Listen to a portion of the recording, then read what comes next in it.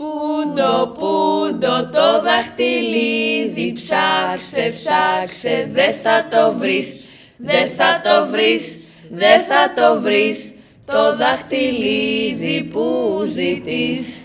Ψάξε στο διαδίκτυο πολλά, αλλά δεν θα είναι όλα τους καλά. Πριν με το ποντίκι κάνεις κλικ, σκέψου αν είναι ασφαλές το link. Μην μπει σε site πονηρά, γιατί δεν είναι ηθικά. Κίνδυνοι παραμονεύουν, πίσω από την οθόνη παγίδες περιμένουν. Γύρω από την οθόνη, όλοι κολλημένοι, μοιάζουμε δυστυχισμένοι. Λύπη, ζήλια και θυμός, πρόβλημα έγινε ο εθισμός. Μα γνώστους μην επικοινωνείς, γιατί μπορεί να προσβληθείς. Απ' την οθόνη ξεκολλά τώρα, μη σπαταλήσεις άλλη ώρα. Γύρω από την οθόνη, όλοι κολλημένοι, μοιάζουμε δυστυχισμένοι. Φόβος, μίσος και κακία, έτσι κατάντησε η κοινωνία. Το διαδίκτυο φτιάχτηκε για να βοηθά και όχι για να εξαπατά. Είναι χρήσιμο πολύ, αλλά θέλει προσοχή.